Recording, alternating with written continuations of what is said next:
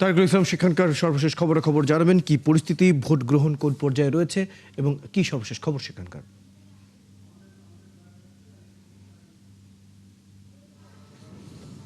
হ্যাঁ royal, vote গ্রহণ কিন্তু নির্ধারিত সময় সকাল 7:30টাতেই শুরু হয়েছে এবং ভোটার উপস্থিতি তুলনামূলক একটু কম হলেও ভোট কিন্তু চলছিল। কিন্তু নির্বাচন শেষ হওয়ার ঠিক 1 ঘন্টা পূর্বে কিন্তু জামায়াতের যে প্রার্থী মাসুদুর রহমান তিনি কিন্তু দলীয় কার্যালয়ে কিন্তু নানা কারচুপি অনিয়মের অভিযোগ তুলে কিন্তু নির্বাচন যে বয়কটের ঘোষণা দিয়েছেন। তবে এর প্রতিক্রিয়ায় কিন্তু বিএনপির পক্ষ থেকে আমরা এখন পর্যন্ত কিছু জানতে পারিনি, তবে আমরা যোগাযোগের চেষ্টা করছি।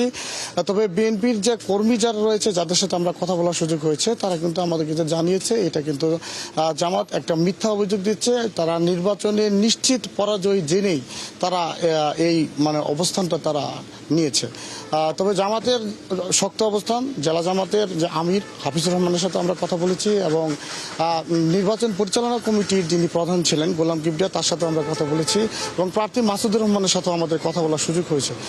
তারা কিন্তু বারবার একটা জিনিস বলতেছিল যে ভোট কিন্তু কোনোভাবেই তাদের মধ্যে সুষ্ঠু হয়নি এবং ভোট কিন্তু তারা নানা ধরনের যে কারচুপির ব্যাপারে অভিযোগ কিন্তু তারা বারবার দিচ্ছিলেন।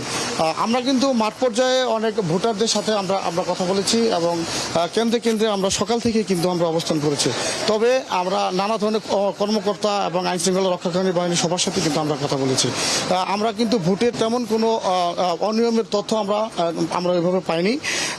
আমরা কিন্তু আরও যেটা জানতে পেরেছি যে ভোটার উপস্থিতি তুলনামূলক একটু কম ছিল।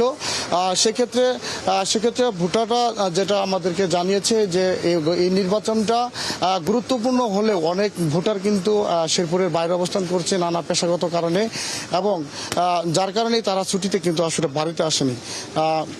আমরা কিছুক্ষণের মধ্যে হয়তো বিএনপির পক্ষ থেকে তাদের যে প্রতিক্রিয়া সেই প্রতিক্রিয়াটা আমরা জানতে পারবো এবং কিন্তু জামাতের কিন্তু 1 ঘন্টা পূর্বে তারা যে নির্বাচন বর্জনের খবর রাখতে থাকুন। আমরা প্রয়োজনে আবার আপনার সাথে যুক্ত হবো। দর্শক আমাদের সাথে যুক্ত ছিলেন আমাদের সহকর্মী তারকুল ইসলাম। শেরপুর 3 আসনের যে স্থগিত হওয়া নির্বাচন সেই ভোট গ্রহণের কার্যক্রমের সর্বশেষ খবর আমরা জানছিলাম।